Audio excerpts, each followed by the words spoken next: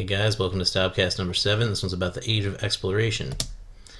And you see right there, the Age of Exploration. There's a boat there. When you think about the Age of Exploration, you want to think about boats. You want to think about sailing around the world. You want to think about sailing all over the world. And you want to think about those boats being filled with goods and other things that people need that they couldn't get before. All right? The Age of Exploration is an example of a revolution. Okay? A lot of you associate the word revolution with war. It's not. A revolution is a turning point, a period of major change. And you can look at the Age of Exploration as a revolution because it's a change in the way trade's conducted. Not just in how it's conducted, but where it's conducted as well. So before exploration, Europe is trading with Asia, but all the trade with Asia is done over land. And the Ottomans, from the Ottoman Empire, they've taken control of these trade routes, and they're acting as middlemen and basically collecting taxes on the goods that are traded. That is going to cut into merchants' profits, and they're going to start to look for all water routes to Asia. One of the reasons they're able to do this is because ships and navigation is going to be much better than it had been in the past. The shipbuilding is going to be much better. They're going to be much more sturdy. They're going to develop the rudder, which makes it a lot easier to steer the ships.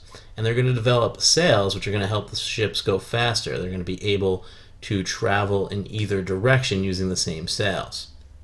There's also going to be advances in technology, which are going to enable map making to improve. And the Europeans are also going to be exposed to two pieces of technology which are really going to help out. The first one is the compass, so they know which direction they're traveling in, and the other is the astrolabe, which is a Muslim invention which enables you to use the stars to navigate your ship.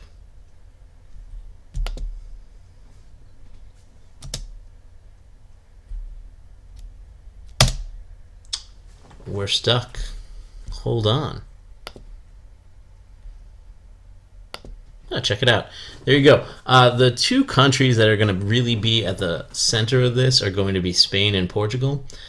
Prince Henry is one of the princes in Portugal, and he's going to set up a school to train sailors.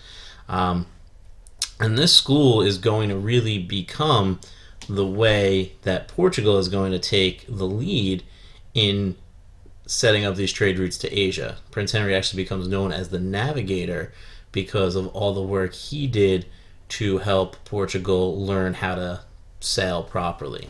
All right, and Portugal is going to be, like I said, the leader. They're going to find an all-water route to India. They're going to do that by going around the tip of Africa, which obviously is a really long and dangerous journey, but they do it first. Spain is going to try to compete, and they're going to sponsor Columbus. Basically what happens is Columbus goes to the king and queen of Spain, and then he says, listen, I think if I keep sailing east, eventually I'll go around the world, I'll end up in India. He doesn't, as you know. He ends up in the Americas, but that is going to be really important. So even though Columbus is wrong in thinking he can get to India by going east, he does end up opening up the Americas to trade and kicking off a new era of trade for Europe and the rest of the world as well. Columbus is right. If you keep sailing around the world, you will eventually get to India, and Ferdinand Magellan's going to end up doing that. Columbus, however, just hit a major speed bump on the way, and that speed bump was North and South America. That period of trade that is going to be created after Columbus opens the Americas is known as the Columbian Exchange. Again, it's named for Columbus. And this is a period of cultural diffusion between the Americas and Africa and Europe. There's going to be lots of new products going to be introduced to these places. And it's eventually going to lead Europe to colonize the Americas and bring slaves from Africa to the Americas to work on plantations and grow crops and get raw materials for other things the Europeans need to industrialize. That's the Age of Exploration. That's Christopher Columbus, and we're done. See you guys later.